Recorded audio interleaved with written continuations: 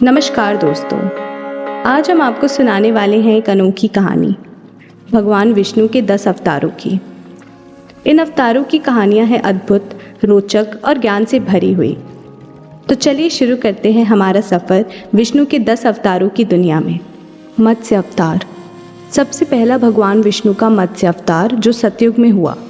पुराणों के अनुसार भगवान श्री हरि विष्णु ने सृष्टि को प्रलय से बचाने के लिए मत्स्य के रूप में पहला अवतार लिया था। यह उनके 10 अवतार में पहला अवतार माना जाता है। सतयुग के अंत में राजा सत्यव्रत हुए थे। एक दिन राजा सत्यव्रत नदी में स्नान करके भगवान सूर्य को जलांजलि दे रहे थे, तभी उनकी अंजलि में एक छोटी सी मछली आ गई।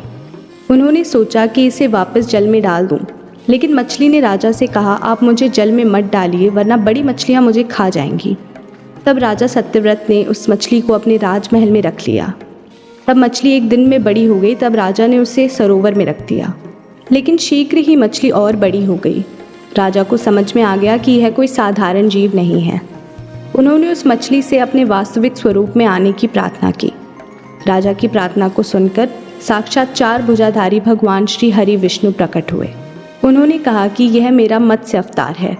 भगवान ने सत्यव्रत से कहा, आज से 7 दिन बाद प्रलय होगा, संपूर्ण लोक जल में डूब जाएगा। तब मेरी प्रेरणा से एक विशाल नौका तुम्हारे समीप आएगा। तब तुम सत्य ऋषियों, औषधियों, समस्त बीजों व प्राणियों के सूक्ष्म शरीर को लेकर उसमें बैठ जाना। जब तुम्हारी नाव डगमगाने लगेगी, तब मैं इसी मत्स्य रूप में तुम्हारे पास आऊँगा। उस समय तुम वासुकी नाग से उस नाव को मेरे सींग से बांध देना। उस समय तुम जो प्रश्न पूछोगे, तब मैं तुम्हें उत्तर दूंगा। इससे मेरी वास्तविक महिमा जो परम ब्रह्मा है तुम्हारे हृदय में प्रकट हो जाएगी। तब समय आने पर मत्स्य रूप धारण करके भगवान विष्णु ने राजा सत्यव्रत को तत्व ज्ञान का उपदेश दिया। इस सृष्टि को प्रलय के जल से बचाया। भगवान की ये कथा मत्स्य पुराण के नाम से प्रसिद्ध है। वरा अवतार। भगवान विष्णु का वरा अवतार भी सतयुग में हुआ था। धर्म ग्रंथों के अनुसार भगवान विष्णु ने 10 अवतारों में अपना दूसरा अवतार वरा रूप में लिया था। उनके इस अवतार के साथ कुछ इस प्रकार की कथा जुड़ी हुई है।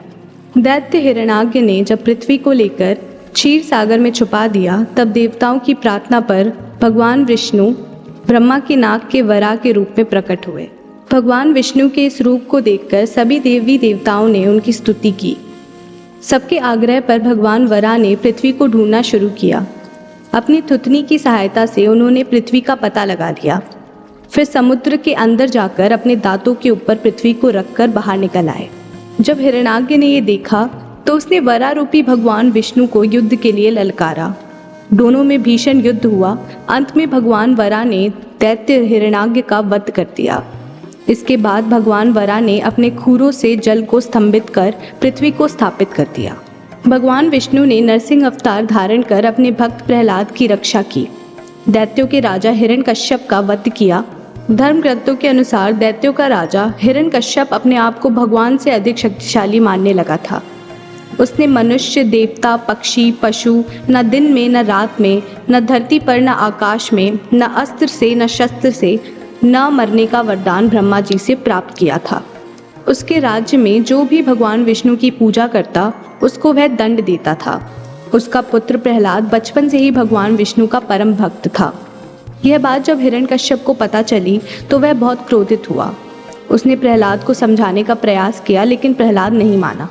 तब हिरण्यकश्यप उसे मृत्यु दंड देने लगा। हर बार प्रहलाद भगवान विष्णु के चमत्कार से बच जाता।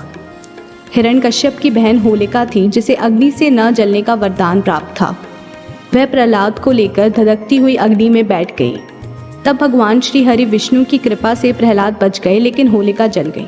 जब हिरण्यकश्यप ने स्वयं प्रहलाद को मारने का निश्चय किया, तब भगवान विष्णु ने नरसिंह अवतार लिया। खंबे से प्रकट होकर अपने नाखूनों से हिरण्यकश्यप का वध कर दिया। कच्छप अवतार। भगवान विष्णु ने इस अवतार में देवताओं और दानवों की सहायता की थी। भगवान विष्णु के कूर्म अवतार को कच्छप अवतार भी कहते हैं।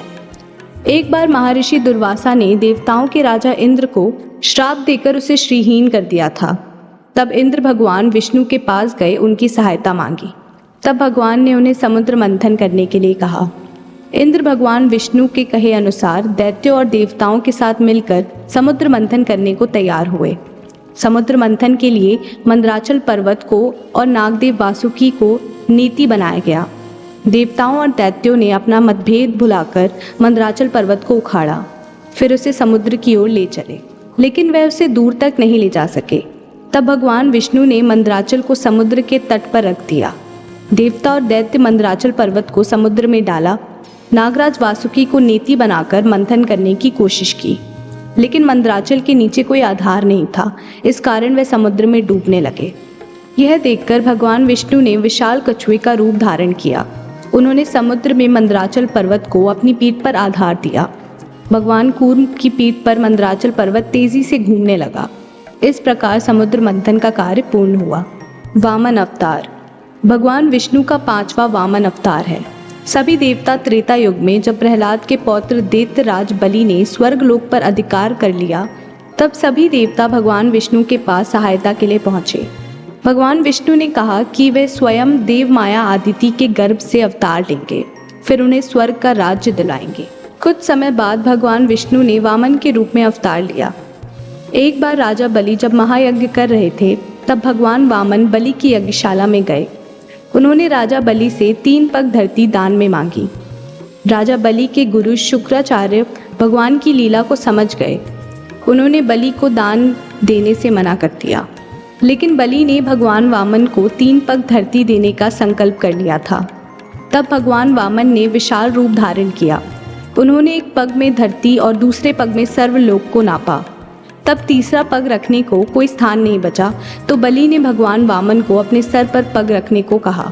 बलि के सर पर पग रखने से वह पाताल लोक चला गया। बलि की दानवीरता देखकर भगवान ने उसे पाताल लोक का स्वामी बना दिया। फिर श्रावणी मतवंतर में इंद्र का पद प्रदान करने का वचन दिया। इस प्रकार भगवान वामन ने देवताओं की सहायता की, उन्हें स्वर्ग पुनः लौटाया। परशुराम अवतार भगवान विष्णु का अगला परशुराम अवतार है। भगवान परशुराम के जन्म की कथा कुछ इस प्रकार है कि प्राचीन समय में महेशमती नगरी पर शक्तिशाली हयावंशी कर्तव्यवीर अर्जुन का शासन था। वह बहुत अभिमानी और अत्याचारी था। एक बार अग्निदेव ने उसे भोजन कराने का आग्रह किया।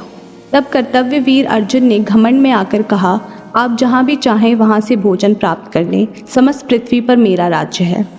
तब अग्निदेव ने वनों को जलाना शुरू कर दिया। एक वन में उसी समय ऋषि आपव तपस्या कर रहे थे। अग्निदेव ने उनके आश्रम को भी जला दिया। इससे क्रोधित होकर ऋषि ने कर्तव्यवीर अर्जुन को श्राप दिया, भगवान विष्णु परशुराम के रूप में जन्म लेंगे, न सिर्फ सहस्त्र अर्जुन बल्कि समस्त अभिमानी क्षत्रियों का सर्वनाश करेंगे। इस प्रकार भगवान विष्णु ने भार्गव कुल में जमदग्नि के 5वें पुत्र के रूप में जन्म लिया।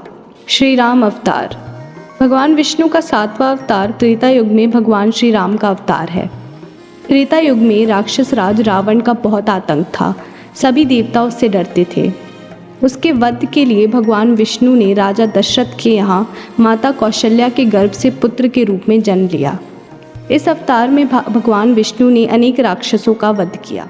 मर्यादा का पालन करते हुए वह मर्यादा पुरुषोत्तम श्री राम कहलाए। भगवान श्री राम पिता के कहने पर वनवास गए।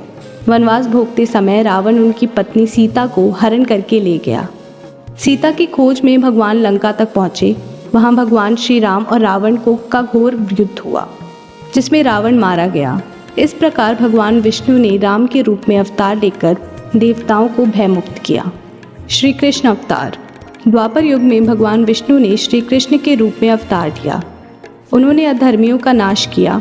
भगवान श्री कृष्ण का जन्म मथुरा के कारागार में हुआ। उनके पिता का नाम वासुदेव था और उनकी माता का नाम देवकी था। भगवान श्री कृष्ण ने इस अवतार में अनेक चमत्कार किए। उन्होंने दुष्टों का सर्वनाश किया, कंस का वध किया। महाभारत के युद्ध में भगवान श्री कृष्ण अर्जुन के सारथी बने। उन्होंने दुनिया को गीता का ज्ञान प्रदान किया। भगवान श्री कृष्ण ने युधिष्ठिर को राजा बनाकर धर्म की स्थापना की। भगवान विष्णु का यह अवतार सभी अवतारों से सबसे श्रेष्ठ माना जाता है। बुद्ध अवतार भगवान विष्णु का बुद्ध अवतार कलयुग में हुआ। बौद्ध धर्म के प्रवर्तक गौतम बुद्ध भी भगवान विष्णु के अवतार माने जाते हैं। एक समय दैत्यों की शक्ति बहुत अधिक बढ़ गई थी। देवता भी उनके भय से भागने लगे थे। राज्य की कामना से दैत्यों ने देवराज इंद्र से पूछा, हमारा साम्राज्य स्थिर रहे इसका क्या उपाय है। तब इंद्र ने शुद्ध भाव से बताया कि सुशासन के लिए यज्ञ और वेद विहित आचरण जरूरी है। तब दैत्य वैदिक आचरण और महायज्ञ करने लगे, जिससे उनकी शक्ति बढ़ने लगी। तब सभी देवता भगवान विष्णु के पास गए। तब भगवान विष्णु ने सभी देवताओं के हित के लिए बुद्ध का रूप धारण किया। उनके हाथ में एक मर्जनी थी, जिससे वह मार्ग को देखते हुए चलते थे। इस प्रकार भगवान बुद्ध दैत्यों के पास पहुँचे। उन्हें उपदेश दिया कि यज्ञ करना पाप है, यज्ञ से जीव हिंसा होती है, यज्ञ की अग्नि से कितने ही प्राणी भस्म हो जाते हैं। भगवान बुद्ध के उपदेश से दैत्य बहुत प्रभावित हुए।